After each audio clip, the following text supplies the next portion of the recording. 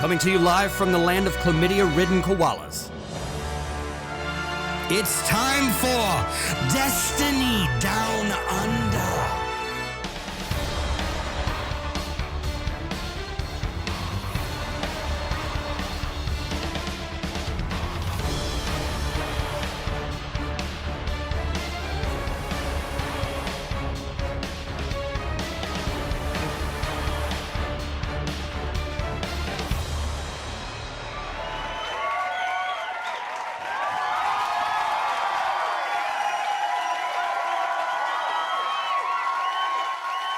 G'day and welcome to the 190th episode of the Destiny Down Under podcast. I, as every week, am Flog, your log power slave, and I'm joined by, I don't know, Mylan's Had a Haircut Games. I think we're going to confuse people this week because I stopped putting shit in my hair. What's going on with your hair? I just stopped putting shit in. I just gave up on life. I just gave up. Dude, I think it looks good like that. Yeah, I mean, I don't know. But hold on, annoying. turn. It's fucking... Side profile. It's long. No, other side. That's your good side. That's your bad side. Not so good. It looks Not like so something. good. I thought you were growing the mullet. Didn't you make a poll on Twitter about the I mullet? might. I don't know. Yeah, I mean, I do a lot of things on Twitter that I have no intention of following through on. So. Our guest this week, in case you were unfamiliar with this legendary gentleman, Max, Maximizing. He's a fucking champion. So welcome, dude. We'll go around the grounds. I've just and we'll noticed talk his hat. Yeah, I know. Like it's backwards, so you won't get demonetized, right? No, That's how that works. I've flipped it. No. No. We're honest here anyway because there's an option where you tunk. It's nearly nearly as good. Last week, normally I'll be honest. Normally I just let the fact that we drop the C-bomb a lot slip under the radar when it comes to like the self-admitting shit on YouTube. Yeah, we swear a bit. Last week, Danielle just for whatever reason let it all loose. Just let it all loose. So I thought, no, I better do the right thing and fucking I dobbed us in for it. So it was probably we won't make our $2.50 out of that episode. Big sad. Yeah, but I mean, to be honest, it was worth $2.50. It was pretty dude. entertaining. Yeah, I'd pay $2.50 just to like sit and yarn. That's it. I'd pay to be on this podcast. That's how bad it is at the moment. All right, Maddie, how's your week been? What's been going on? We'll do this shit first, and then we'll probably get into not talking about Destiny, but whatever. I think as I do more variety on stream, I think people are quickly realizing I have a very short attention span and I just go from one fad to the next. And then they realize how long Destiny's held my attention, which is pretty crazy. But so look, I was umming and ahhing about, I get lots of different sponsors, right? Or lots of different offers for sponsorships. I have the best offers. I have the best offers for sponsorships. We are the best. Listen to this. Look. Hollywood. Anyway, I was umming and ahhing about a gaming phone because I'm like, people won't like it. And then eventually said, all right. I said, all right, I'll try it. So I got sent a new phone, right? It just looks like a silver shiny thing. Turn it a bit. So yeah, there you go. What is it? Now, I'm not being paid for this. This is a Red Magic. No, I'm not telling you what it is. They need to pay me more for that. They need to pay more for that. Okay. Mate, don't do stuff for free if you can get paid. Anyway, look. Honestly, log. Wait till you see the promo. I put some Call of Duty footage of it. It looks better on the fucking phone than it does on console. I shit you not. I mean, well, hang on. Don't say it. Anyway. I know, all right. Look, my reaction's that too. I can't believe how far mobile game technology's come though. And I'm so reluctant to like it, but fucking hell, I just want to sit on the couch and end up just playing fucking games on my phone like all afternoon on Friday afternoon. I didn't want to be in my office. I didn't want to be a mouse and keyboard, and I end up just playing games on my fucking phone. What games though? Because that's the thing that always brings me unstuck. Like I always like it feels like everything you play on a mobile is either just so full of microtransactions or what. Okay, you're gonna be upset with me. I'm going to be... Matt, that's normal, to be honest. So, I played basically League of Legends on mobile, but it was Oh, whatever the mobile version is. Legends? It's like Arena of Valor God. or something like that. The one that's like the ads are for just everywhere. Maybe. Did you play Raid Shadow Legends? No, I didn't play that. Oh, okay. I have played that though. Yeah, all right. So you played some MOBA. That's all right. I can see a MOBA working, but like I don't know, that doesn't really hold my interest for very long. Have you heard of the gacha games that Japan makes? The anime ones? Those rake in so much money. It is ridiculous. And they're just like poking machines. I'm talking about like billions of dollars to pay for PNG women, just anime waifus, and they make billions of dollars off of it because they have a system in place to where you play the game and you earn materials and you get them really easily, and then you hit a wall at some point where you have to pay for these materials to level up, and that's how they get you. And people are just so addicted at that point. They just I think it's very Western culture to be against mobile gaming, but I think the rest of the world's already fucking there. Yeah. Do you see Xbox is doing basically stream the game to your phone, dude? It's Xbox Game Pass on your phone. People have already done like Nightfalls and Destiny on that shit. I'm scared. It's too challenging for me as a boomer gamer to think that I could. I played Destiny on it. With a controller. On your fucking phone. Destiny 2 on your phone. Yes. What's your next video reading lore on the phone? Was it shit or was it good? No, it was fun. I used Steam Why Link. didn't you lead with that? We're a fucking Destiny podcast, for God's sake. Sorry. So, dude, Steam Link. So obviously my PC is doing all the work. That's why it's not as impressive. It's just streaming it to your phone. Yep. And then literally Xbox controller, Bluetooth. It's not like the latency doesn't kill you. No, I mean, you wouldn't want to be doing Crucible, but it's barely noticeable. Like if Beyond Light comes, I'm rattled. If Beyond Light comes, you're like, I just need to do fucking strikes, and I hate fucking doing strikes on the phone, on the shitter, on the fucking couch, while you're making dinner, just sitting in strike missions. No one can tell my missus about that. Like, if I can play Stadia, Destiny on a phone, is it better than Stadia? I wonder if it's. I've got Stadia. It's better I actually than Stadia. have more. I have more latency with Stadia. Oh, sorry. Really? I've got no. Sorry, not Stadia. I've got the Nvidia Shield. The phone has less latency than the Shield does. I actually didn't really get the Shield working very well. Its input lag fucking sucks PP. It's no good. Yuck. I'd like to see a comparison between that and Stadia, honestly. I think once everything's quick enough, I'm really interested to see these fucking Xbox is kicking goals, man, with this Game Pass. If that input latency streaming to your phone is not that bad, like when I got down this rabbit hole of like League of Legends on mobile, fucking whatever it is, Arena of Valor mobile, all the comments are people from India, China, fucking huge populations. I'm like, who don't have access to a console. What do they know about anything? Just the two biggest fucking economies in the world. Don't have access to a console, don't have access to a PC. And now I'm like, okay, I get why all the fucking big wigs are like, dude, you need to make mobile games. I get it now. Now you get why they put fucking pandas in World of Warcraft. Now you know. You figured it out. Anyway, there you go. So that's your week. You've got a phone. Yeah. Good. Good. Max, how has your recent week been? Just the most recent one, because we're going to get into like your life leading up to that week after. I do absolutely nothing. I listen to this podcast like every single week. Correct answer. Yeah, good. So you've had a great week then. Yeah, fantastic.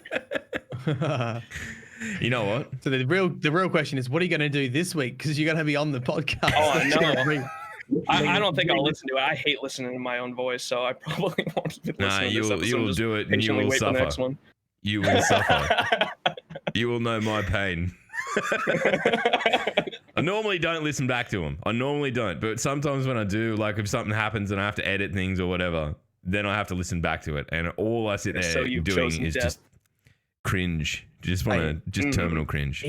Here's a question, Max. PS5 pre-order, yes or no? I pre-ordered a game, but not the console. You idiot!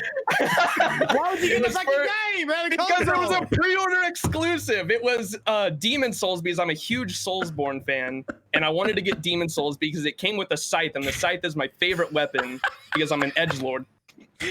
And I wanted the scythe, and it was a pre-order bonus, so I got the game, and I just figured I'd get the console later.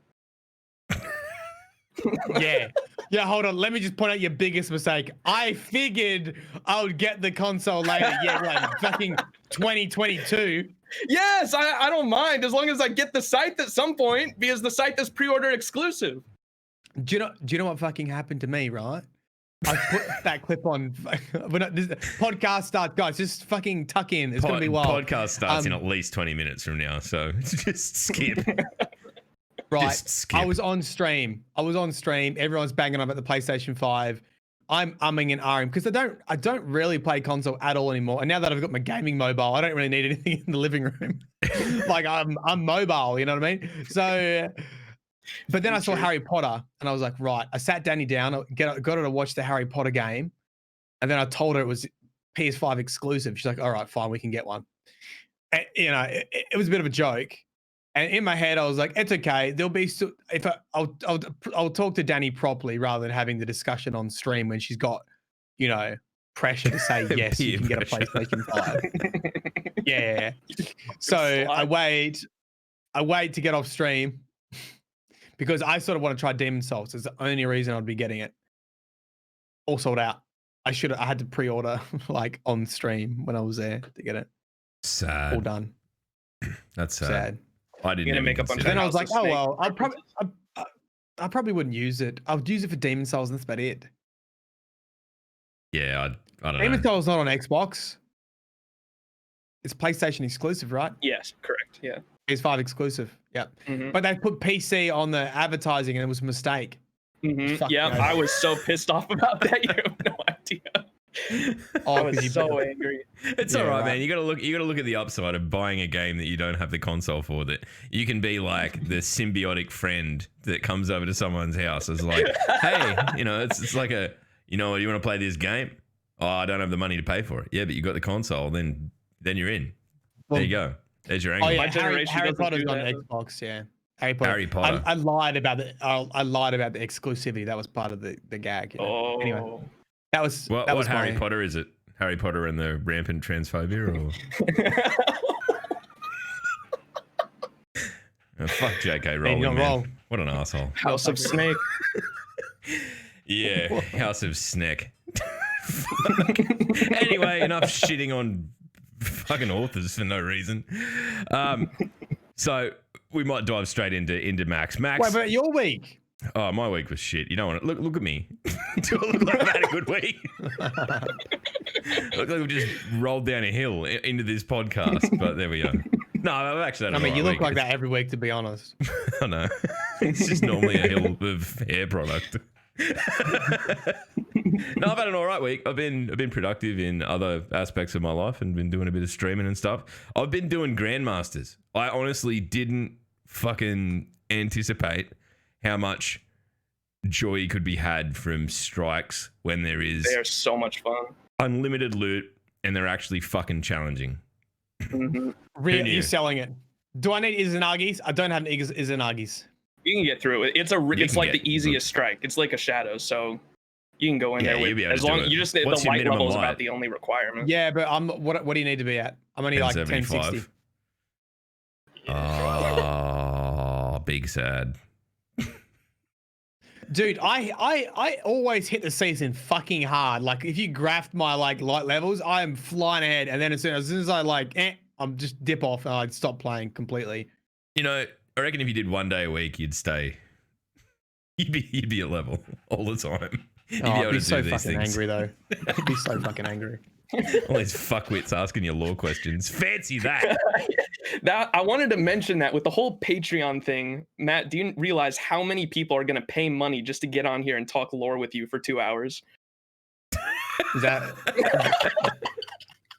a fucking reward? Is it? No, it's not a reward. I should have made it one though. Yeah, we should have made it one. Make Matt Yeah, endure your law.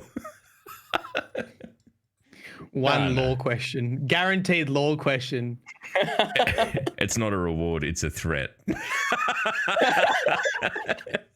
Just call it like a threat level. Yeah, but like, I mean, I don't know. I've been doing heaps of music stuff that's like just sort of learning and producing and all that sort of stuff for things that I've got planned down the pipeline. So, sadly, nothing really public about it yet. So, yeah, anyway, we'll just do that. You proved hope for the future, though, didn't you? Oh, yeah, that was just, I don't know, man. Like, it's a bit rich to come on and like to come out in public and say like one of the Beatles wrote a shit song. But they kind of did. They did. I mean, like, hey, yeah. Here's a hook. I've got some lore about that. We'll finish with that. Lore About the song? About the song, or lore about Paul McCartney? Have you not heard? Well, I mean, obviously not. What are you talking about? There's lore about the song. Okay. And here's a hook, and it's pretty much Bungie poking fun at themselves for doing it. And it's now canon. Okay. I remember you used to play in the tower back in D1. That's about all I know. Is that, are we going to though. do hope for the future lore? Is going to be the lore segment. This. Yeah. I knew that I was excited for this podcast today, but I didn't realize quite how excited I was until I got here. All right, Max, introduce yourself. This is the awkward part where we say just sum up your whole existence in a few sentences to keep us entertained. Go. Come on. What do you do? Washed up streamer. I've been streaming on Twitch for quite some time. I took a break at the start of 2020 on New Year's. Is basically my resolution to focus on mental health for all of 2020 and stop streaming, because it was really hard when you've been streaming for how many years and like it's not your career, when that was like your goal in mind, like it takes a toll on your mental health. And so wanted to take a break from 2020 and actually focus on real life shit. And even though like I still don't have much of a life, it's just been 2020 has been up and down, but for my mental health it's been really good. Other than how many years had you been at it before you needed a break? Almost a decade. I've been doing content creation since 2011 is when I made my first YouTube channel, and been at it for a very long time. And so I definitely know what it's like to be doing it that long and have it not pay off. That's where that's that rough, shit dude. gets really, really hard. But I was really excited when I was able to come on this podcast, because I've been listening to you guys since Warmind. I don't know if you remember, Matt, you did like a collab with Bife, Joker, and it was like some other guy in like a video like right before the Warmind DLC launched. Who's Bife? just spoiler alert, there's some other guy. I got stories about that. I got stories about that too. We'll come back to that later. Remind me, Bife stories. All right. That's a good one. But you guys did like a collab, right? And in there you mentioned the podcast, and that's how I started listening to you guys right around the time Warmind launched. And you guys, like, I listened to a lot of Destiny podcasts, but you guys in particular I really enjoyed, because you guys had like, you talked about lore and you also talked about Destiny, and then you also just chatted shit, which was just like me and my friends is how I related to it. So yeah, I really enjoyed you guys. And like I've been even after that I listened to like all the previous episodes too, like dating all the way back to when like Sloth was in his car doing yeah, I mean, it got off to a fucking rocky start. If nothing else, it got off to a rocky start. But like, thanks for saying all that nice stuff. In the typical Australian tradition, we're gonna just tell you you're an idiot and that you don't know what you're on about. So good. Yeah. So what started? All right, you started back in 2011. That's 3 years before Destiny started. What were you doing back in 2011, and why start a YouTube? Why start streaming? What was the deal? It was Call of Duty, mostly. Like that's back when like gaming on YouTube like really started taking off, and I started watching videos myself and just got inspired and wanted to start. Yeah, and I got this out because I wanted to mention. I don't know if you guys remember what one of these are. What the fuck Dazzle? is that? It was one of the OG capture cards before they even had PVRs, and it only has like the 3 color inputs or whatever, because they didn't. Where do you put it? you got a USB that plugs into your computer. And I think it's funny too because they say it's Dazzle HD, but it only recorded in 480. It's not HD. And so it's a scam. But this is how you recorded back in the day because this was on consoles before they had HDMI and all that. And so you stick in the little color cords there on the back. It basically shows you how it works. Dude. It's just making me feel spoiled. Do you have your first video still somewhere? No, because I was so embarrassed I deleted it, and I'm so pissed off I did because I would have loved to go back and watch those. I do actually have some videos where you can see what that quality looks like, and it's complete shit. But the original like videos I completely deleted out of embarrassment, and I'm so pissed off I did. If anyone's making like a new YouTube channel and you're embarrassed by something, unlist it. Don't delete it because you're gonna want to go back and watch that at some point. Yeah. Maybe we should that should be a Patreon reward that people subscribe to the Patreon and you can go through Mylan's fucking early days. Oh, dude, I've got hundreds of unlisted junk, just absolute dog shit that we could give to people. Yeah, dog shit. Give to people. Yeah, that sounds good. That's very on brand for us anyway. That's wonderful. Oh, dude. So like, what inspired you way back in the day about COD? Was it just that it was something that you were into, or did you see people doing it and go, hey, it was, I want to crack it up myself? Because that was when like montages were getting really big with like FaZe Clan and all that. But I like doing stuff that was different. And I don't know if you guys remember what like ninja defusing was back in the day, where like in Search and Destroy, someone would plant the bomb in Search and Destroy, and you would like go up next to them and defuse the bomb as soon as they started planting, and they wouldn't notice you were defusing because they're thinking you're somewhere else on the map. And so I would make montages out of just like trolling people like that because I thought it was hilarious. And those were like my first videos. And then I got into, using a webcam around like 2014, 2015. And I started doing like live commentaries back when that started to get big. And then around 2017, when Destiny on PC came out, I built my PC in 2017, not specifically for Destiny. It just happened to be at the same time. And then I just got addicted to Destiny 2. I've been playing Destiny 1 since it started, but I was never like, I was a casual Destiny player. Like I just played the campaigns. Every time there was a DLC, I just play like the Crota campaign and the Oryx campaign and all that. But I got really addicted to it when Destiny 2 came out on PC because it's a whole nother game on PC. It's not the same at all. And so I got really hooked to it. You know, the thing that I don't know if you feel this, but I felt like when I played Destiny on console, it just felt more relaxing. I don't know if it's because I was on the couch. I feel like Destiny 2 sometimes feels like chores or work for me because I'm on the PC. I don't know why. I can't say anything without triggering people, so I just won't. Back console. Yeah, right. Nah, mate. The new ones, at least, are finally going to see what 60 FPS is, and they're going to realize that all the memes we make about console, they're going to realize, oh, fuck, they were right. 60 FPS is going to change their world. I'm kind of stoked for people to do that.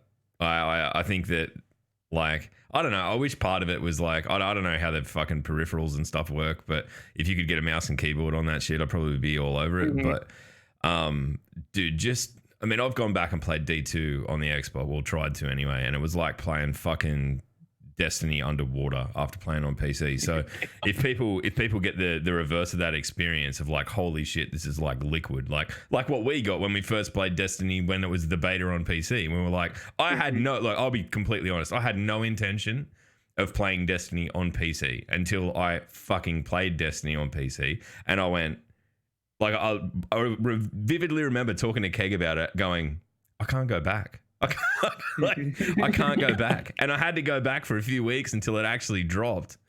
And then it was like, and then see you later, Xbox. The kids have got it now. It's upstairs. They're watching fucking Frozen on it or some shit. It's over. The PlayStation's sitting there with a bloody audio interface on it just to raise it up a little bit because it's not even plugged in. It's sad.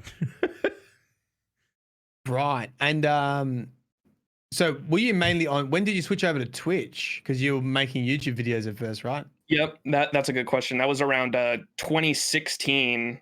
Around 2016 is when I I think I made my first Twitch account like in 2014 it was the same year Advanced Warfare came out, because I remember I was streaming Advanced Warfare on Twitch, and I was thinking like, this is a cool thing to do on the side. You can like interact with viewers, and that was the main thing that I thought was really cool about it. And in 2016, I started like regularly streaming. And in 2017, when Destiny came out and I was just addicted to Destiny, the Destiny community was far bigger on Twitch than YouTube, or at least they were like, it's still big on YouTube for sure, but I felt more of a connection to the community on Twitch than YouTube. And so I started streaming a lot more on Twitch. And then I went from like daily uploading back in like 2015, 2016 to like uploading like once a month because I was streaming every day on Twitch. And I never found a good balance.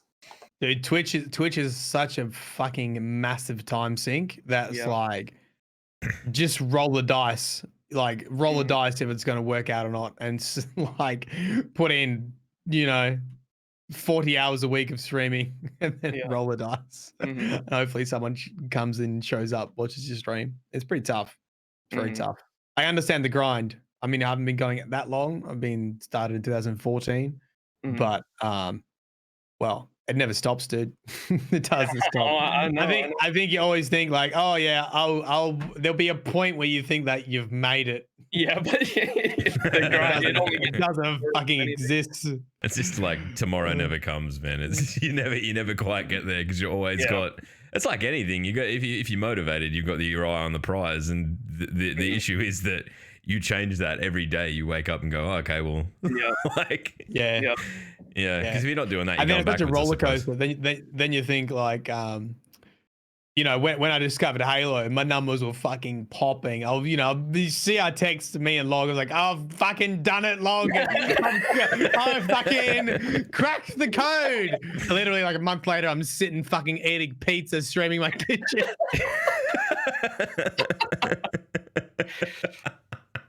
And it sucks too when that happens when you like when you pop off on something and you get like tons of viewership on like this one thing that popped off, and then and then it kind of simmers back down and you look back at that and you're like, what the fuck am I doing wrong? I just think I've had certain viewer videos like blow up like that and then have that same reaction where I look back and I'm like, what am I doing wrong? When it's just the algorithm just favored you in that. You can overthink it. Yeah, you just gotta look at it like music, man. Like, I mean, I don't mean to talk shit about the bloke, but like Billy Ray Cyrus has fucking one song from way back in the day, and then he's on Old Town Road, and there's like 30 fucking years in between, right? Yeah. And I don't give a shit about the rest of the dude's career, and I'm not trying to talk shit about Billy Ray Cyrus. Had an exquisite mullet back in the day. We'll say that. Good job. But sometimes you just got to be in the right place at the right time, and that's all there is to it. Maybe you're fucking poot scooting, maybe doing something with Naz or whatever, but that's what it's about. So I think it's normal. I think the expectation that like, you have one big video and then that's like a career maker that's the exception, not the rule. So I don't know. Yeah. I mean, I've never had a video over 1 million views, and all the time I've been on there, never hit 1 million. Fucking wing. I came close to the fucking Star Wars lore video that everyone put their threads on. Is that the one where you're in the tuxedo? Is that one? What was the one where you're in the tuxedo? What did I do for that? The tuxedo? I don't know. I think it was like you did a face reveal, but it was on a Star Wars video for some reason. I don't fucking know. And then it was like, well, what would you do if you were going to meet all these heaps of people for the first time? You'd dress smart, and it was literally just you in a tuxedo. And I think at that point, I'm like, this guy is just as much of a fucking idiot as I am. We should probably start a podcast. I should have done the Obi-Wan Kenobi cosplay for that. When Locke called you Obi-Wan Kenobi, like a scuffed Obi-Wan Kenobi on one podcast, I laughed my ass off. I was like, he does look like Obi-Wan Kenobi. Scuffed Obi-Wan. Scuffed. Cracked Obi-Wan.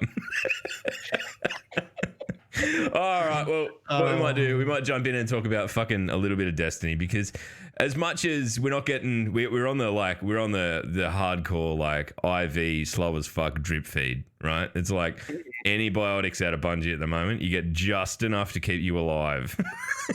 So what we got this week was Ghost customization, probably the least exciting thing out of all of the customizations.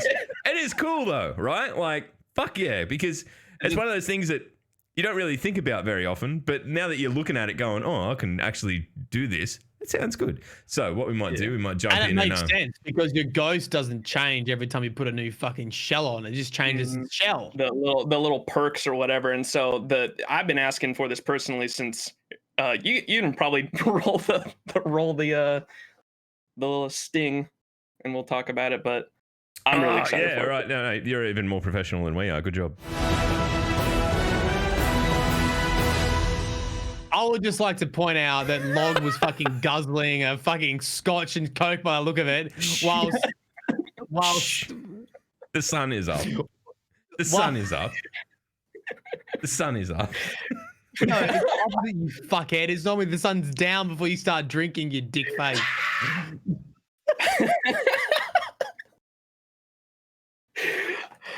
And Max is like, don't you normally do a transition slide in between?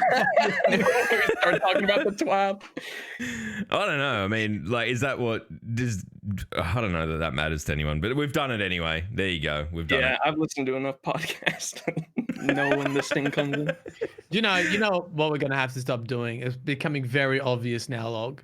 What's I that? think we're gonna have to stop having guests on because they're always better than us. And it's fucking us up. But everyone's like, "Oh my god, maybe we should." That's exactly the point. That's exactly It is the point. That's why focus. I listen to you guys. The renewed focus of having guests on the podcast isn't to make us look bad. It's to bring the average level of the product up. Because the less it's just me and you talking shit, the less likely people are to twig on to the fact that we don't know what we're fucking on about, and we're just two stupid middle-aged fuckwits from Australia, just literally just talking, dribbling shit for an hour and a half every week. Okay. The good room. The good room. We're talking about on. all right. What's he do with the ghost? What happens? How does it work? Armor 2.0. Remember when they added that in Shadowkeep? Yeah, They're Max is basically gonna take lead. making Ghost 2.0. There's going to be 4 mod slots, just like there's 4 mod slots on the armor, and that's going to go on the ghost shells now. And they're going to have different mods for the ghost. So right now you have like Guiding Light, which gives you like 10% more XP. You've got like some Crucible mods that give you more Crucible tokens when you're playing Crucible, and you've got like destination mods that like show you where boxes and destination material is when you're on the destination within like a 30-meter radius. They're going to make those mods now for your ghost shell. Right. So it's just cosmetic essentially. So you can get any kind of ghost shell you like the look of, and you can put mods on it, because right now they're static rolled. If you get a ghost shell, they have specific perks and you can't change them and you can't re-roll them. They just have that perk on them, like year 1 weapon. So you can just choose what mods go on there. Yep. And then there's some really cool ones too, because you know how like everyone's complaining about like prisms and enhancement cores and that whole economy. There's going to be some mods that make it so if you kill a boss, it's guaranteed to drop a prism. Oh, that's like one of the, I don't know if it's guaranteed. Let me double check that on. That's the one. Even if it increases your likelihood, right? You're going to do it. Yeah. You're all over yeah, it. Yeah. So like, here's what the mod actually says that they showed off in the TWAB. Defeating bosses in Vanguard playlist strikes or Nightfalls has a chance to, so it is a chance to award an enhancement prism. So that's really, really nice, because currently that kind of stuff is extremely rare. And so to be able to just kill a boss and have a chance of obtaining it just because you have a mod slotted in is really awesome. The phrase that strikes fear into Destiny's players' hearts. A chance. Oh, no. They're going to have a Crucible one, too, which is really nice for Crucible players, though. I don't know what it is, but they mentioned how... So that's the Vanguard one. They're also going to... I'm assuming they're going to have a Gambit one and then also a Crucible one. I don't know what the Crucible one will be. Maybe after every match, you have a chance to get a prism. Every match you have a chance to get some tokens. Well, no, a prism. This is the upgrade stuff. This is the stuff you use to upgrade your armor. Yeah, you want that. Currently, it's super expensive, so you want it really bad. Yeah, that's why everyone's smashing the living shit out of fucking Nightfalls at the moment, because it's a reliable way of getting them. Look, I feel the need to just first say thanks for that, Max, because that was incredible. You've done something that this podcast hasn't seen in literal fucking months. But a question for you, Matt. Do you think it's unreasonable just to expect that guests come on and explain things to us? Because I feel like it worked well. No, mate, I think we trick people in and we say to them, the homework before you come on is to read the TWAB and explain it. Do you know? You hire someone that you can just have for like, on news when they do like the weather break. You just have have them explain shit for 30 seconds, have it be pre-recorded, and you just play it on the podcast and be like, this is what's in this week's TWAB. Careful, mate. You're working yourself into a job. When he says job, it's a bit like a chance. You might get paid. You've got 0.0001% of getting any money for it.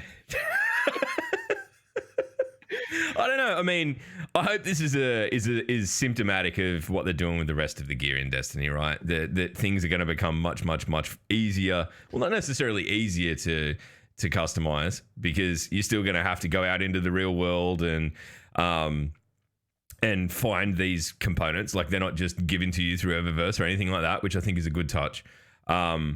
But God, I hope they do this shit with the armor. I hope armor works a similar way. I hope like at very least there's that really strong separation between the appearance of something and its function. Because I think that is, that's what we want with Transmog. That's what I'm fingers crossed. Let's go. So you would still grind armor for the stats. You'd still grind armor for the stats. But you could put any mod on it. Is that what you're saying? Yeah, that you could, like, you'd get your base sort of right. I mean, I guess we're kind of there nearly with Armor 2.0 to an extent. It's just being able to change the appearance of it, I think, is super important. And it makes fucking, like you said, with the ghost, it makes sense, because you're not like throwing your friend the ghost in the bin and getting a new one. You're just changing the shit. Like, I mean, we've done that once. Sorry, Dinklebot. You've just... Friendship with Dinklebot over. Friendship started with Nolan North. I just imagine there's a stockpile of discarded ghosts like Toy Story, that they're no longer wanted ghosts that are just going, I wish someone would like my shell. My ghost shell's so pretty. And then Guardians just be like, nah, not cool. See you later. And then they go and fucking revive Uldren, like pulled pork. Oh. That's what happened. That's my story, and I'm sticking to it. He was just an unwanted, unloved ghost. All right. Well, look, that's literally it. That's really. Yeah, that's it. Like this, they're gonna be doing that for like the rest of up to Beyond Light. They're gonna give us like one really cool thing that they're changing, and because they want to trickle it out, just like Log was saying. They want to say, oh, here's something we're changing to get the hype up, and then it's gonna die down, and then they want to get the hype back up. So this is a smart move. Look, Bungie have always been incredibly good at Thomas the Hype Train, right? Like, definitely. They've been masterfully, like, we'll all finally be simmering down. Oh, fine, I'll play Among Us like I did on the weekend, and I'll do something else, and then there'll be another trailer. You had a fucking fantastic time, did you not? Yeah, I also realized that 2/3 of my friends are fucking sociopaths, and that Matt is the most guilty man of all time, even when he's not guilty. How many times did you get killed just for just being you? Did you see my stream of it? Well, no. I know you would have been at work. Yeah. I had Gamma Trap, Riss was there, Credit 8 was there, some other Destiny PvP dudes. It didn't matter what I did. They were throwing me out. Like, I'll say nothing. Matt's quiet. It's him. Like, literally, I haven't seen him the whole fucking round. Matt's quiet. It's him. You were the one friend in the group that everyone blames no matter what. I do role play. I'm like, guys, look, I saw Log. He looked me straight in the eyes and he whispered in my ear, I'm going to kill you, Matt. I'm pretty sure it's Log. Get Matt out. He's trying too hard. Do you know that scene with, not something about Mary, the guy surfing, forgetting Sarah Marshall? Yes. And he's on the surfboard? Yes. He's like, no, do more. No, do less. Do less. We could do more than that. Didn't fucking matter what I did. I was getting floated into the airlock every time. Do you think that's like, I mean, look, I think that game, like no other game I've ever played, exposes people's personalities, right?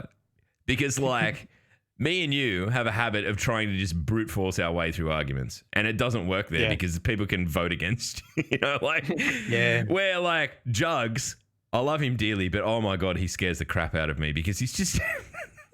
I don't have the attention to detail to pick people's stories apart, right? That's my weakness. He is like, oh, so where did you say you were? Okay, and what was the task you were doing? Okay, all right, no worries. And then he'll go and question someone else for 2 minutes, and then you'll say one thing, and he'll be like, hang on.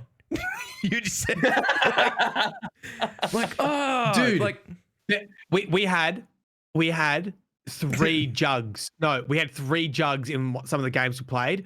People, it was, you know what? It was a fucking PvP sweaty community. The guys that do trials and shit. They were fucking next 2000 IQ. Like, well, actually, it takes 3 seconds to run from Medbay to fucking, and you can. So I don't think so. It was like, what? The killer has the vision. So I'm talking about my non-existent fucking family on Among Us trying to roleplay a bit, and you're timing how long it takes me to run from electrical to storage.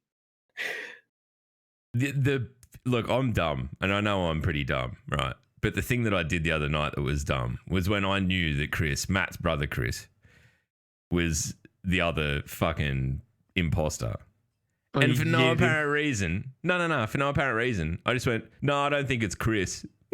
And then everyone's like, why don't you think it's Chris? I'm like, fuck. And in like 4 words, we're both just out. And then that's it.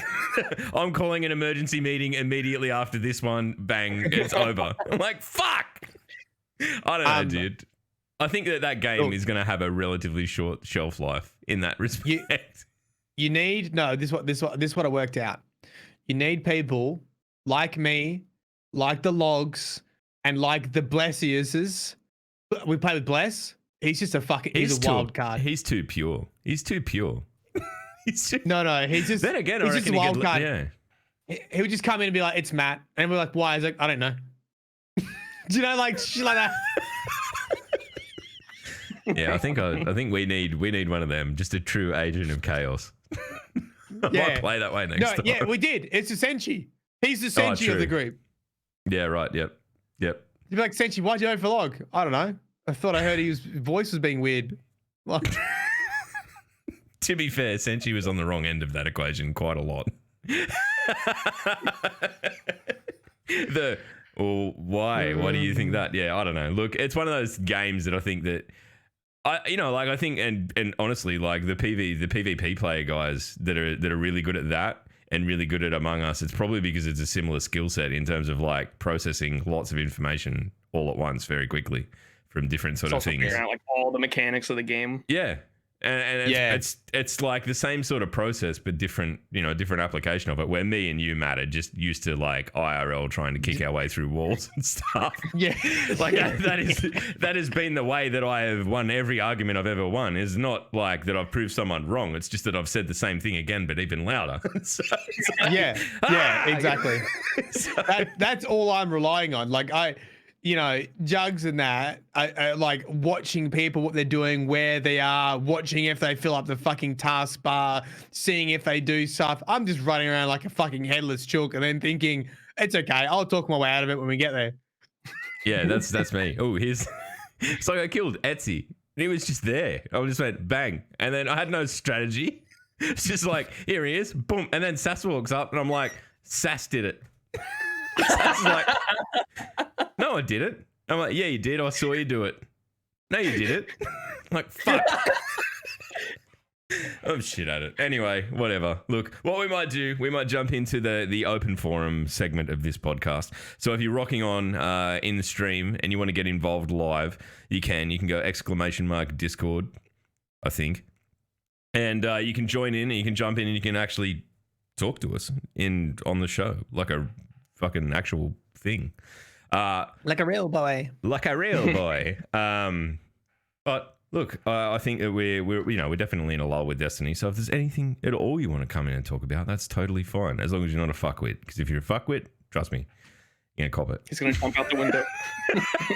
Yeah, don't make me. I will flood this stream with natural fucking light, and I know that all of you little fucking gamer nerds will just be incinerated. Oh, do you want to talk about YouTube while we wait for people to get in? Yeah, let's get angry. Sorry. Are we getting angry or is it a good story? I just assumed because you said YouTube it was angry. So it's angry. I remembered. Yeah. Get angry. I honestly, it's just like, I don't know how YouTube does it. So YouTube, if you don't know, if you're a bit Hollywood like me and you get a lot of comments on videos, YouTube filters them for you and calls them a highlight comment. So when you click on your notifications, you only see, you know, a couple suggested comments. Somehow YouTube will always select the comments like, Matt, you're a fucking piece of shit. Your fucking videos are garbage. Bife's 20 times better. All you do is advertise Audible and Display and how good Gamma Trap's artwork is. I can't believe you guys watch him. It was getting to me. So what I did, I actually, when I switched over to my gaming phone, right? Here we go. Yeah, right. Yeah. I got rid of Twitter. I got rid of YouTube. The only things on this phone is fucking anime, Mobile League of Legends, and phone calls and messages. That's fucking it. Nothing else on it. And I was feeling so good. I don't check anything. I get up in the morning. If I'm going to check something, I got to get on my computer. I got to open up Twitter to fucking just see something. And same with YouTube. I happened just instinctively, and this is when you realize you've got a fucking problem. I opened a tab of YouTube and I instantly clicked on the notifications. First message came up. I don't know why you watch this guy. Bife is 20 times better. And then he started complaining about sponsorships. Look, I'll be honest. I called him a cunt, and I was like, I'm usually always. You're normally pretty cordial.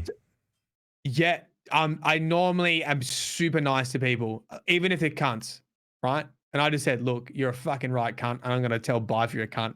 And then, yeah, and then I went and tweeted. Then I went and tweeted, but he's a good egg. He's a good egg. Bife backed me up. Yeah. And he retweeted it, got like 1,000 likes or whatever. And he just said the same shit. He was like, he basically went all Liam Neeson. He was like tweeted to all these people, I will find you, whoever did this comment, and I will tell you off. And I was like, yeah, you hear that? Lord Dad's coming in to fuck you up. Like a little kid behind his dad. Get him. Get him, bud. I told Fez this. I had to stop myself because there was your tweet and then Bife's class act reply, whatever it was, blah, blah, blah, blah, blah. You know, don't be an asshole, whatever. I had it typed out and I couldn't bring myself to tweet it. I was just going to be, this is why you're 10 times better than Matt. Dude, you should have done that. Yeah, but I thought like people aren't going to know me and you and like whatever. And I'll spend the rest of my day like just fending off people going, you're a gun. Which is basically my life on fucking Twitter anyway. But I just... Mate, go on, Max. I wanted to say I really sympathize with you on that because doing YouTube for so long, you do get those comments every now and then, no matter how long you've been doing it, because you eventually have some resilience for this kind of stuff, right? And sometimes those comments, they just hit you right in the right spot. Yeah, right in the feels. It can really hurt. And one time I replied to one of these guys that got me, and when I replied to it, the guy just replied, I called him a cunt or something like that, but the guy replied to me and said like, oh, I didn't know you'd see this. And I think that's what goes through some of these guys' minds. Yeah. They comment and they don't think you're going to see it. And that's why they comment such toxic shit. I did one before. This guy never replied. And maybe I'll check it now. We get a live reading. This other dude did exactly the same thing. And I was actually a bit more behaved in that one. But I just said, you know what? I'm just going to ban you, man. And I just lied a bit. I said, I'm going to ban you so you can't see my content. And then I also said, I'm going to go to Lord Daddy Bife. And then he'll fucking ban you too. Then guess what? That's like 75% of the content creators do Destiny lore videos. Good luck fucking reading the lore yourself, you dickhead. Anyways, I did that. And he responded going, he just responded saying, I have no idea why I was so mean. I'm sorry. And you go, at that point, you go, okay. Yeah. Maybe sometimes. And then I said, look, I'm sorry for raging too, but like that's the thing I fucking hate about YouTube. There's such a disconnect between your audience and you. Yep. It's so weird compared to Twitch. They are so opposite in and that kind of stuff. It's so weird.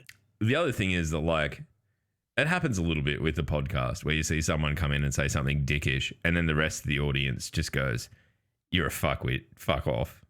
But on YouTube, that happens nowhere near as effectively as it does on Twitch. Sorry. Exactly. You know, so I think that's part of it. Like you need to be prepared that if you go in and you're a fuckwit to someone on Twitch, you're going to be there for maybe a minute and then you're gone. Where you can kind of like, I think like people like this are posting this so that it's there as just like some little perennial fucking shit post that's there like, oh, I fucking said this to Mylan Games once, fucking what a fuckwit. You know, like no one who's out there, I said this in reply to your tweet, no one who's out there kicking goals is fucking even reading YouTube comments, let alone writing them, let alone writing mean ones, right? Yeah. Like any normal person literally just reads YouTube comments for the absolute shitstorm. You know, like you watch a video and it's got like 1 million dislikes, you know, it's a Call of Duty or something. You literally, most normal people just fucking read the comments for popcorn entertainment. You're not an active participant. Yep. It's like watching two people that you don't know argue on Facebook. And you're just like, yes. Yes. Oh, yes, Brenda. She is a bitch. Yes.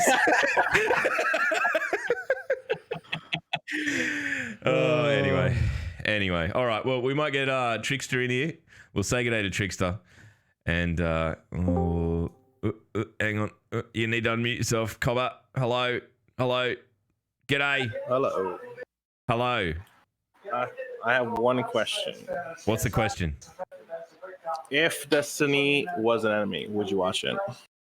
Yeah, yes. Of course. And I'd masturbate 100%. furiously. What would Anna Bay look like as an anime character? I don't want to think about that while I'm broadcasting myself. Thank you very much, sir. Get him out. Think about it and stand up for me, Log. Yeah. Stand to attention. All right, Trickster's gone. I think he got rid of himself, which was No, I just have some. I just have some stuff playing in the background. One of my viewers. Hey, Max. See you, Trickster. What up, dude? Later. See ya. I love this. I love this for the exact same reason that it scares the shit out of everyone else. That you just never know what you're gonna get. Yeah, it's good like that. I have been watching a lot of anime, and I'll be up for it. What I've always thought? I've been watching My Hero Academia. Macadamia. Dude, I wanted to mention the I don't know if you guys remember it, but Matt's pronunciation of words. There was an episode back when Menagerie came out where Matt couldn't pronounce menagerie, and at one point he called it Menagerie. Nicki Menagerie. At one point he called it Menage Aquarium.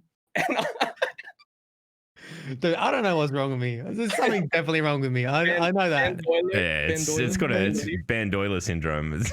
It's fucking debilitating, man. You gave me a heads up that the new web law had bandoilers in them. Oh no. All right. Let's is there any questions in chat? No, I haven't really been watching, but all right. Professional podcast, whatever. I do have law to fill. Look, we'll get Ruby in here, and then we'll do law, and then we'll do any other nefarious business that we need to attend to. All right. Hello, Ruby. Oh, jeez. Sorry. Hello. Are you all right, mate? Yeah, I'm good. How you going? But yeah, I have not seen the sunlight in 3 months. Oh God, yeah. No. You're in Victoria, so you're well locked down.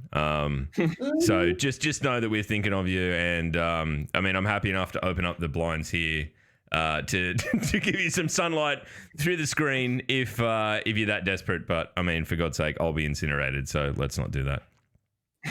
Yeah. On the part about the YouTube thing, Matt, is yeah, people say a lot of mean stuff to you, but guess what? I don't Bife, I watch you. Oh, thanks, Remy. Look, we're gonna have to get Bife on here. Here's the thing: everyone can have their own preference. That's fine. It makes me feel awkward when people come in and say "fuck Bife," and then I meme on it. That's fine. Like, appreciate it, mate. We all appreciate it. Thank you. I don't understand why it needs to be a contest.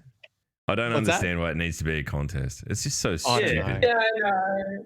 It's just stupid. You guys do both produce enough content about lore, but everyone goes, he's better. And it's just like, no. Yeah. It's all right. I mean, yeah, Bife is better, but it's fine. Like, people shouldn't say mean things to Matt. All right, Ruby. Thank you very much for the moral support for Matt. He needed it. Look at his little face. He looks happy now. He looks happy now. Fucking happy Hobbit, mate. Hey. Fucking happy Hobbit. And stay safe down in Victoria. Hey. Yeah, I'll try. Happy little Hobbit. All right, mate. See you, Ruby. I'm gonna join the other girls back down in the waiting room. Keep them in happy. I'm just gonna leave that the fuck alone. Matt, Law, quick. Right. Okay. Do you want to hear? I want to hear the hope for the future Law. Right. Okay. Yeah. And just wait. I'll see if you get it.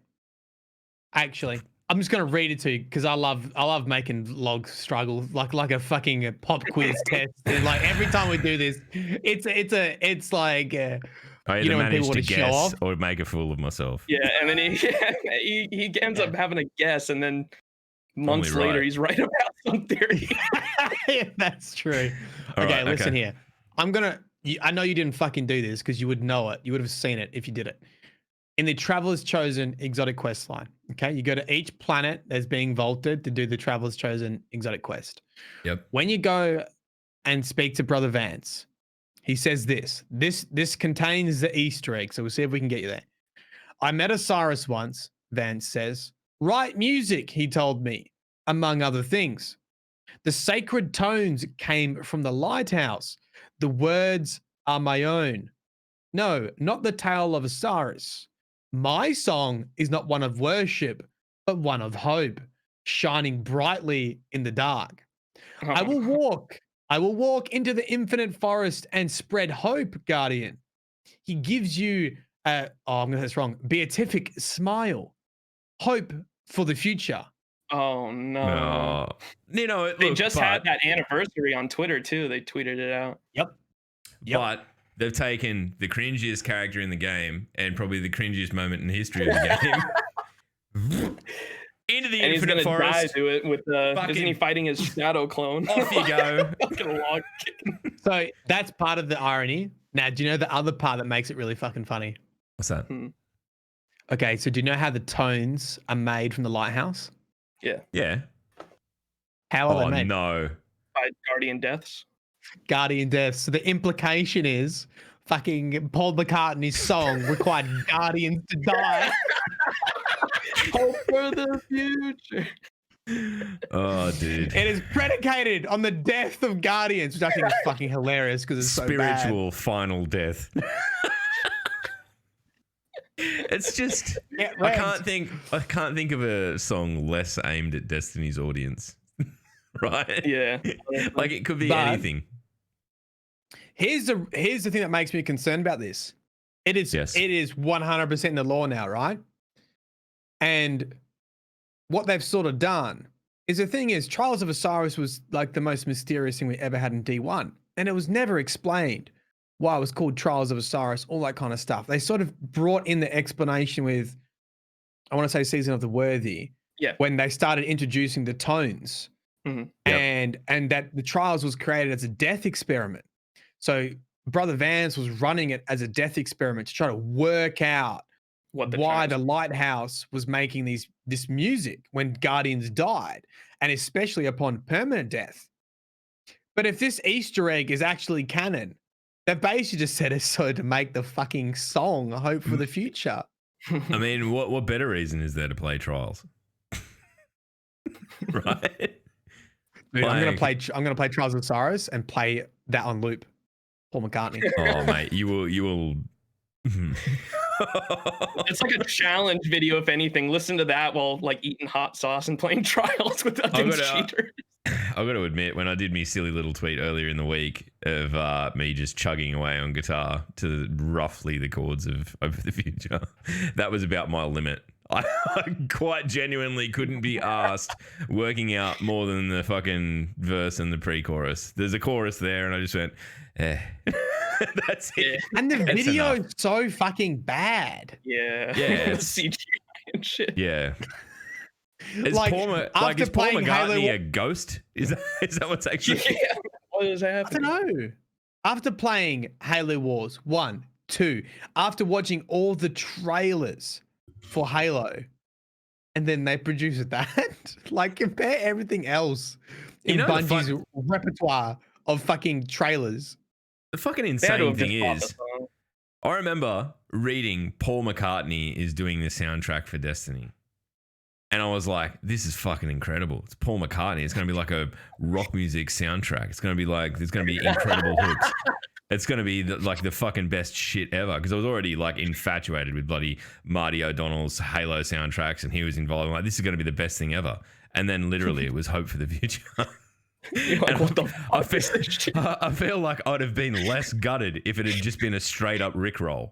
Like, if it had just been Rick Astley, I would have been like, well, at least that's funny. This is just hurting my ears. I don't believe he did work on any other compositions. I'm not sure. So that's the funny part of the lore this week. The serious part is I come back to this question, like, you know, Ashimir, I said, all the vendors, in my opinion, are making a final stand against the pyramid ships. Yep. So I wanted to dig a bit deeper on that and talk about Brother Vance, because he's got his own story. And I started with the Traveler's Chosen Exotic Quest and that Easter egg, because that's in part of the lore as you work your way through his story. And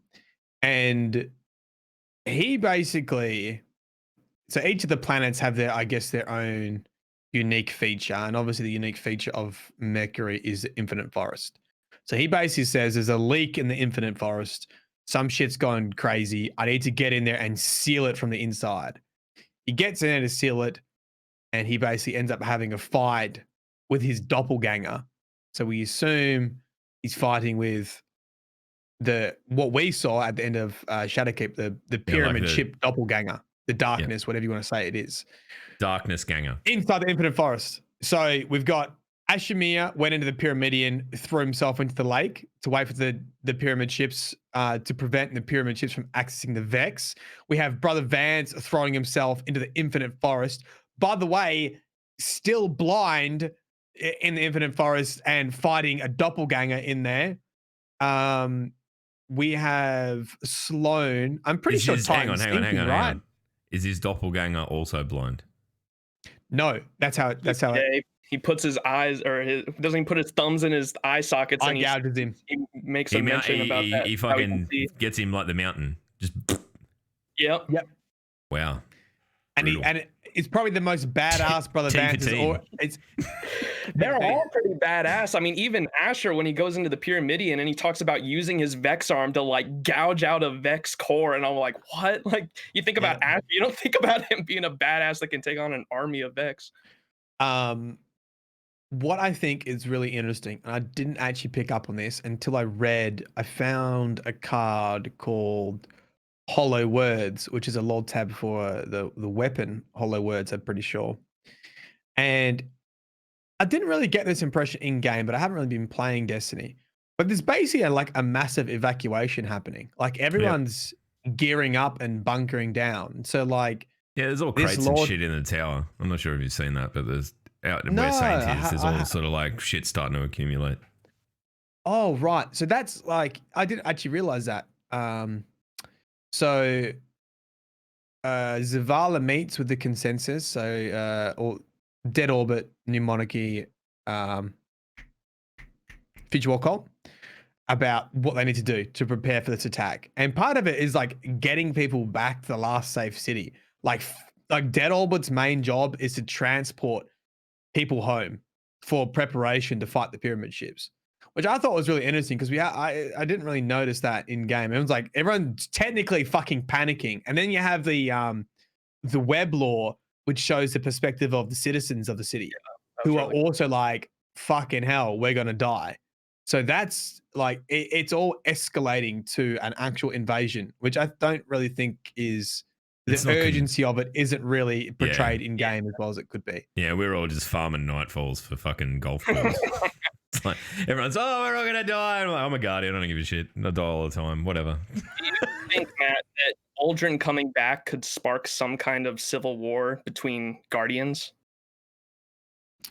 Mate, I want there to be a Tower 2.0 where you can choose to go with Aldrin and it'd be all fucking dark Guardians, and actually Aldrin would be on the light side. I think Aldrin would be the light side, and with Mara, knowing how she hates, we have that lore tab that talks about like how she hates the Guardians, right?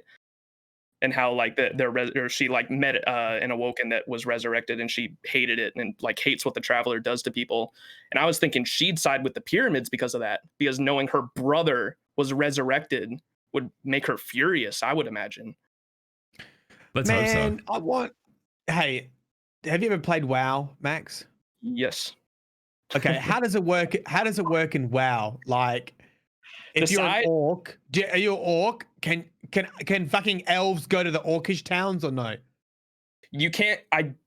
It's been a long time. I played that in high school. I believe you could go into their areas, but you could not go into their central cities because you basically, that's their spawn points essentially. So you couldn't. You could camp outside of the cities, and that's what people would do. I remember because I'd get so pissed off that you'd walk out of the city gates and people would be waiting there to kill you. Get 'em, boys! Just ganked. Meat's back on the menu. Ganked. So I had imagined they'd have like certain destinations, or at least areas of certain destinations that would work, like if they did something like that for PvEVP with patrol spaces. It wouldn't. I think it'd be an instance on a destination, not the entire destination itself. Do you really reckon we'll go that way though? Nah.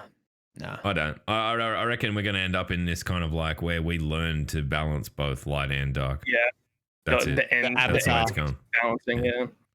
Balance. That's what the 9 are telling us too in the whole dungeon, right? Yeah, more or less. Hey, what are you doing this week? You want to write some law scripts, mate? All right, I'm desperate. Give me the law. Give me the law ideas. I'm fucking. Have you noticed on Mercury the lighthouses are actually lighting up, and they didn't do that before? Like all around the destination, all the lighthouses have lights going straight up into the sky. It wasn't like that before. That was only when the pyramid ship arrived. And the thing that I thought was crazy too was when we were in Season of Worthy, right? We had all the ships coming from the right outside of our solar system coming inwards. Mercury is the only planet out of the 4 that have ships on them now that is behind Earth. They flanked us somehow, and no one seems to be talking about that. Shit, I didn't think about that. You know what I mean? So and all the lighthouses are flipping up. I don't know how that pyramid ship got there. It could have been they just flew around. They came in from the other direction. I don't know. But when you said that, I just imagine that meme with the fucking whiteboard, which is and it's all the fucking lines over. And you're like, no one's talking about this. Like, that's my you're crazy, man. I'm so glad they put that as an emote in Destiny. Yeah. All right, we might get Degraded Nut in here to have a quick talk. I'm trying to like slow down on pulling people in because, God knows what they're up to. But right, here we go. If he wants to, hello, Nut. Can you guys hear me? Yeah, mate. Loud and clear. Oh, sweet. My main question probably would be with the expansion getting pushed back to November and knowing we still have 4 seasons. Are we going to get more story in the first technical season to 2 seasons? Do you think? Like, are there going to be more? You think it's going to like have overall? a knock-on effect? I get what you're saying, because at the moment, we actually stopped receiving lore because it had been timed to get a weekly lore entry, and missions changing for a September release. Is that what you're saying? And now it's going to be pushed back. Yeah. So technically, if they had planned for Beyond Light to give you weekly lore, I actually think the big expansions are a bit different. They don't really. I'm trying to remember. Do they really drip feed you lore? I feel like they drag out the lore in the quarterlies rather than the big drop in September. I'm trying to think what happened with Shadowkeep. Wasn't it just a massive? Shadowkeep did seemed that happen, it was week by week. I think Stuff did we're happen. most likely to see, like, you know, when you think back to Season of the Undying, it was pretty light on, like, by comparison to the seasons that came after it. Yeah. So we're probably going to see something in that vein where, like, 90% of your focus is going to be on the DLC and the new stuff and all of that. And then there'll be some seasonal aspect that'll advance the overarching story. And there might be, you know, maybe we do get, like, the lore associated with that in particular quicker than intended. But I'd like to think that, you know, like, it will be interesting to see how they manage this. I think they'll probably just condense sort of the next year if it is a 4-season year. So we'll move through things a little bit quicker. Cheeto in chat said the delay said that all content would be knocked back equal amount of months. Oh, there you go. Oh, interesting. Okay. So now we're getting a full 3 month instead of 2 months next year too, or October. Yeah, it's going to change their release window to November. Yeah, all the time. What is the fucking the last bloody Destiny expansion? Destiny 2 expansion will be in 2025. Just delayed. No, I shouldn't say that, but it feels like that sometimes. We're just in the doldrums. Yeah, I don't know. I mean, it's a good question, man. I don't think we're going to get gypped for lore if I can put it that way. I think we'll get the same amount. It's all going to be available now at the same time, but they didn't say they could, like, push that back at all. So, like, maybe like a new mission or something happens, and then, like, that lore is available for everybody, like in Season of Dawn. That's really interesting that you can read everything now straight from the book. I guess it's good. I like it because it means everyone's on the same playing field. You don't have to go to a third-party website, because we've been asking for a third-party website all the time. I wonder. I mean, you still can't read it when you're at work, but it needs to be on the website too, and it needs to be in the game. But you can go through and read everything. It's cool, but it's also, like, often there is lore that does spoil some of the missions. Like, I remember reading. Yeah, you can get ahead of it. Yeah. You can get ahead of the story missions for sure. They're probably just going to have to be careful about that. Yeah, but the thing is, most people won't read them before they play the game. This is true. Or most people just won't read them. The end. I don't know. They need to make like an app that's just like the Destiny app, but it's got all the lore in it, so you can take a shit and read it. Like, that's where it really needs to be. It shouldn't be for anyone worried about collecting it too. You're still going to be able to, like, collect the lore. Yeah. You'll still get, like, score for it, just in case anyone's worrying about that. Yeah. Is there anything else you'd like to know? I got one other question for Matt.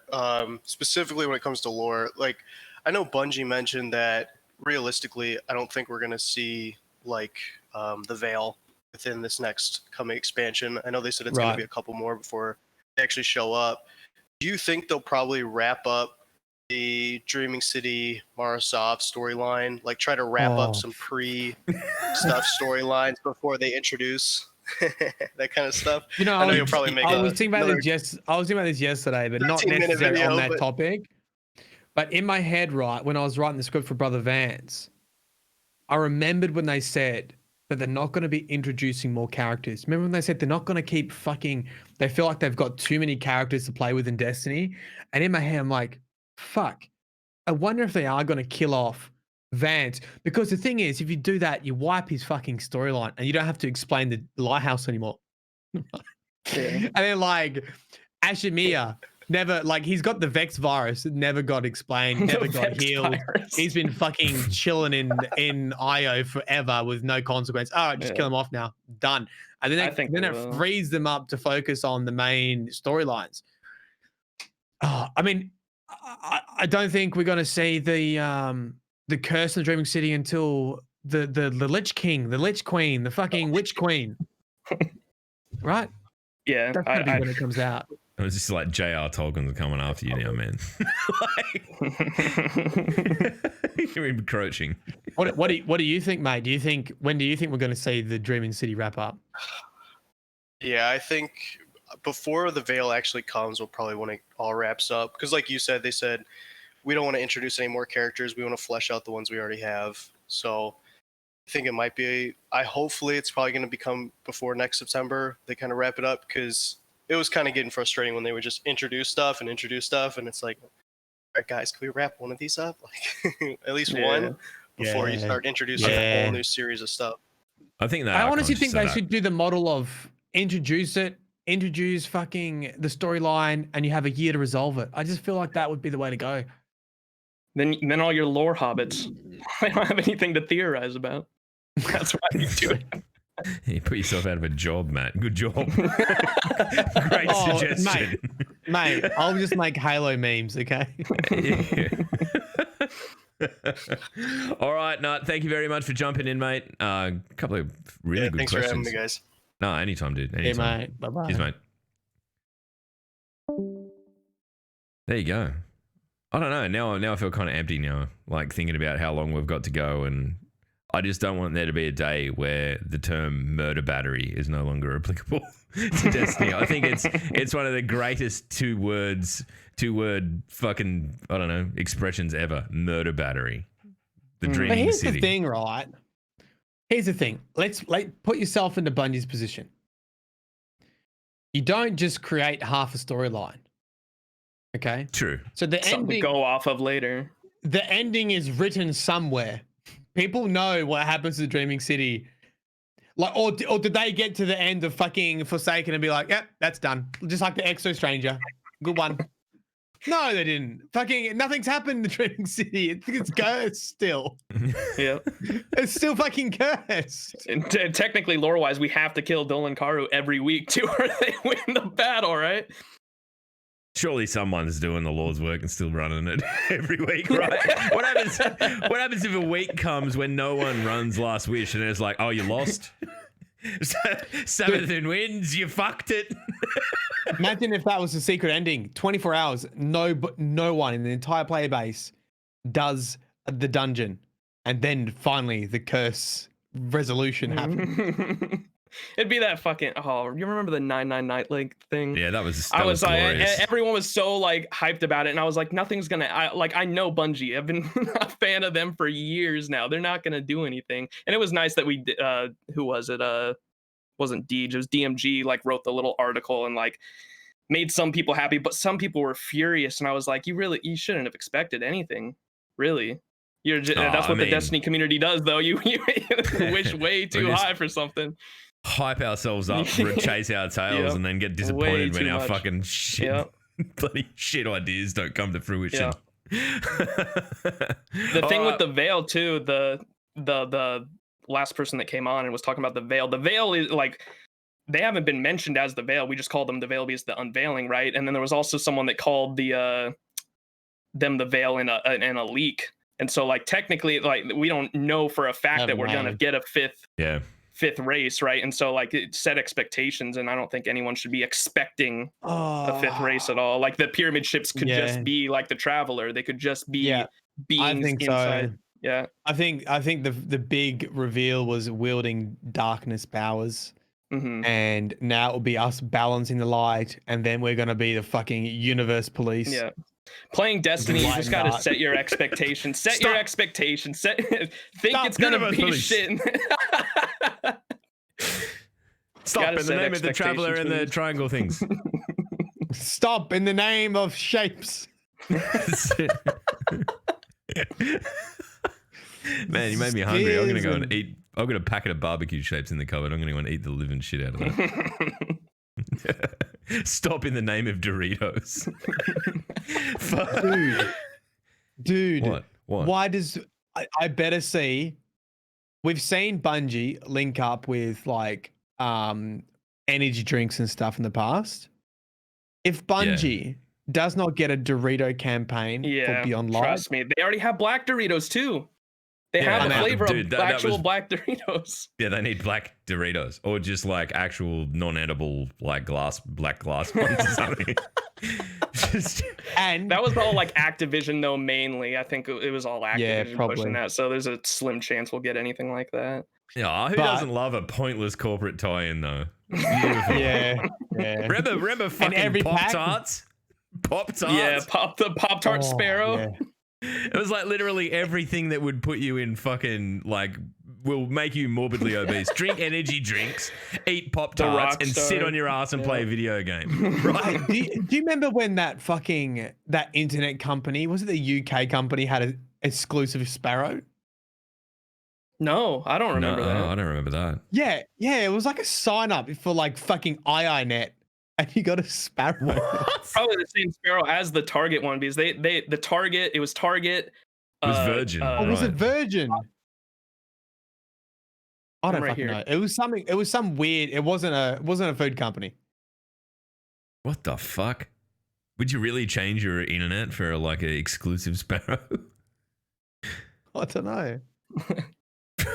I'm curious on what the Sparrow is, because if I got one look at it, I'd know if it was the Target Sparrow or not, because they put that Sparrow on so many different things, and now it's just free. If you go to Amanda Holiday, it's the one blue Sparrow that she sells. Beautiful. Virgin Media. There you go. Yeah, well, I mean, God, Richard Branson, obviously a Destiny fan. Wait, is Virgin? The US or UK Virgin Media, that's a phone company, right? Dude, they're in US, Virgin Mobile, yeah. Virgin Airlines, Virgin fucking Entertainment, Virgin. Yeah, right. I'm just thinking of Richard airplanes. Branson, the tall blonde dude with a goatee that's like a fucking bajillionaire. Not anymore, mate. Fucking welcome to COVID. Yeah. Now that I remember, I just remembered it was the same thing, because it was red with the Virgin logo, and then they also made it a Target Sparrow, which is also red, and then they made it a Pop-Tart Sparrow, which is also red. It was all the same fucking Sparrow. Fuck, that's lame. That's and it was blue. It was blue too. It wasn't even an exotic Sparrow. So why the hell would you do that? Oh, do you remember the original? What was the original fucking Vanguard's weapons that you got, like Destiny 1 sign up? Weren't they like green? Yeah. You'd enter in a code. It was also on the Rockstar cans too, and you'd get it was either a blue or green engram. Yeah. Woo! Fucking think about how many billion of them have been dismantled. It was like the vendor roll with the special Vanguard armory. It's just a fucking box of broken ass weapons. It was good for gunsmith materials. This shit will be good for 5 minutes, and then you'll be like, All right, we might wrap it the fuck up there. Where the fuck, pray tell, Mylan Games, will the law be finding people this? Actually, hold on. Before what we get to that, do is where people can find Max. I'm really bad at that. I'm not streaming or anything. I won't be until next year. I'm still taking my break from content creation, but you can find me on. You took your break off to come fucking talk to us, fuckwits. All I do is listen to your podcast. That's my life at the moment. So I was super hyped to come on. So thank you guys so much for having me. It was an absolute blast. You can look up my YouTube channel if you just look up Maximizing. It'll probably be one of the first things. This little edgelord cartoon drawing of myself is the profile picture.